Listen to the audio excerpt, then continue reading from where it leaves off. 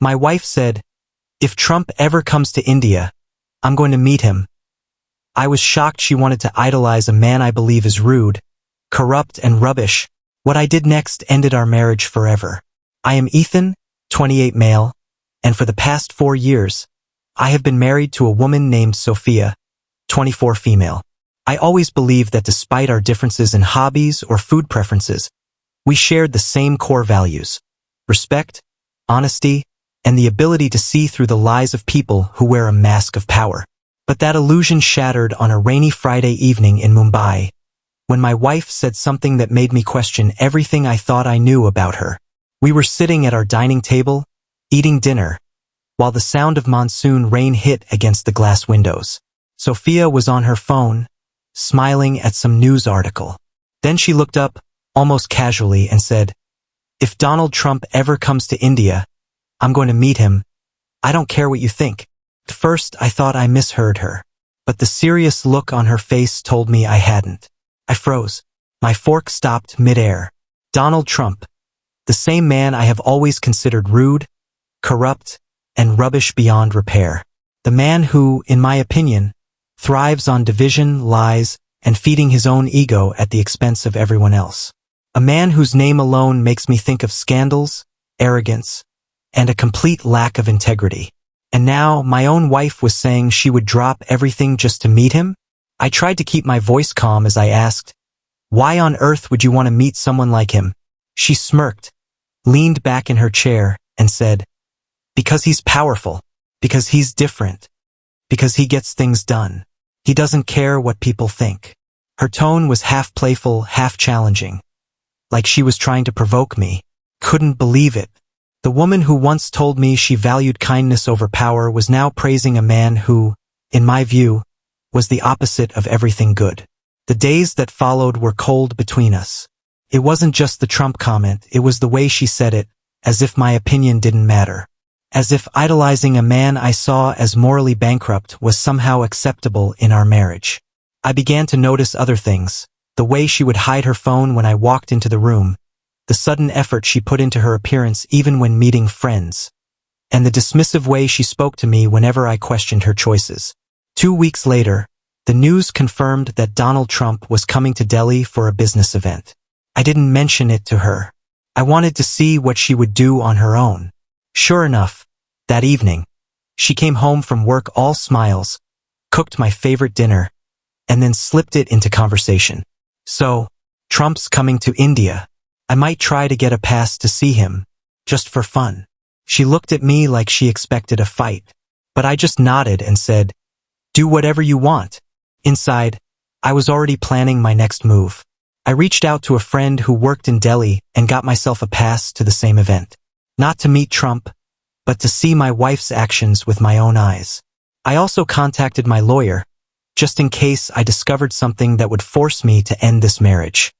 When she told me she was going on a girls' trip to Delhi that weekend, I acted supportive, even helped her pack her bag. She left smiling, thinking I was the naive husband who would stay home while she played her little games. But that night, I boarded a flight to Delhi and checked into a hotel near the event venue. The next morning, I dressed in a formal suit and entered the conference hall. It was crowded with politicians, business leaders, and media. And there she was, my wife, standing in the front row, laughing and chatting with well-dressed men. She looked completely different from the woman I knew at home, almost like she was trying to impress someone important. I stayed hidden in the crowd, taking photos of everything. After the event, she didn't come out right away. Instead, she went into a private lounge area with a group of people, including a man I recognized from her Instagram likes. I didn't need more proof. She had lied, disrespected me, and chosen to surround herself with people I considered morally empty. That evening, I sent the photos to my lawyer. By the time she returned to Mumbai, our apartment was half empty. My belongings were gone. On the dining table, I left an envelope containing divorce papers and a note that said, "You wanted to idolize him. I wanted to see who you really are. Now we're both clear." She called me repeatedly, crying, begging me to listen, but I was done. I couldn't stay married to someone who praised and chased after a man I considered the embodiment of rudeness, corruption, and selfishness. Once that line was crossed, there was no going back. Months later, I live alone in Pune, running my business and finally at peace. Sometimes people ask if it was really about Trump. I tell them it was never about him. It was about my wife's willingness to throw away our respect for the sake of a man who, in my eyes, was nothing but rubbish. After she left, the apartment felt strangely silent. It wasn't the peaceful kind of silence that comes when you finally get a break from noise. It was the heavy, suffocating silence that comes when you realize something precious has been shattered beyond repair. I sat alone in my new place that first night, looking out the window at the city lights, thinking about how one sentence could unravel years of love and trust. But if I was being honest with myself, I knew this had been building for a while. That dinner table conversation about Trump was just the spark that set fire to a pile of dry leaves that had been sitting there for months. Sophia had changed long before she ever spoke his name out loud. She used to be grounded, humble, and honest. She used to tell me that a person's character mattered more than money or fame. Yet somewhere along the way, she started chasing the idea of status, of being associated with people who held power, even if that power came from lies and manipulation. I remember our early days together, the first year of marriage, when she would laugh at silly political scandals and say, "People get so hypnotized by leaders who pretend to care." She was the one who introduced me to articles that criticized Trump for his misogyny, his dishonesty, and his ability to twist any situation to make himself look like the victim. Back then, she would roll her eyes whenever his name came up in the news, calling him an entertainer masquerading as a leader. And now, just a few years later, she was openly admiring him for the very traits she once condemned. The change wasn't just confusing, it was heartbreaking. I felt like I'd lost the woman I fell in love with. The more I thought about it, the more I realized it wasn't really about Trump as a person. He was just the symbol that represented everything wrong with the direction she had taken in life. She didn't want to meet him because of his political ideas or even his personality. She wanted to meet him because of what he represented in her mind: wealth, power, influence. And that was the problem. If you can admire someone you know is corrupt just because they're powerful, then where does your moral compass really point? When I saw her in that conference hall in Delhi, laughing with those men, I didn't just see my wife talking to strangers. I saw a version of her that no longer cared about the principles that once bound us together. Her smile looked different that day.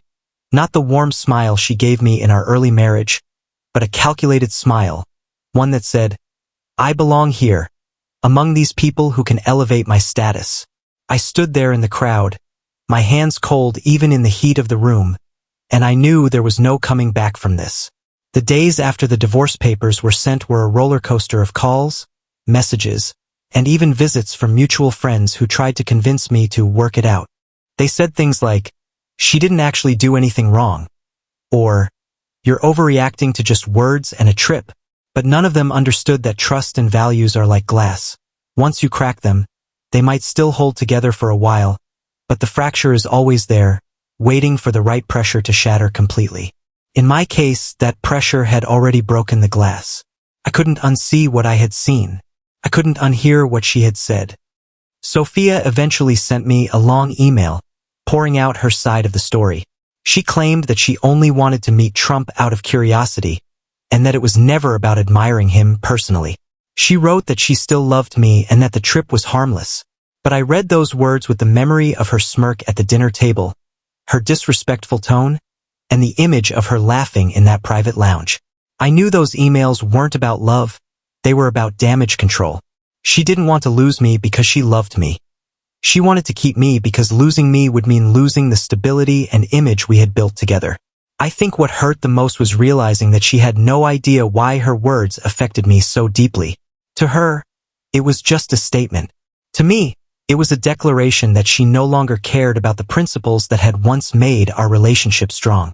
It was like hearing your partner say they'd happily admire a criminal if it meant getting a good photo and a story to tell at parties. And I couldn't live with that. Now, months later, I've rebuilt my life in Pune. My apartment is smaller, but it feels bigger because it's filled with peace instead of constant doubt.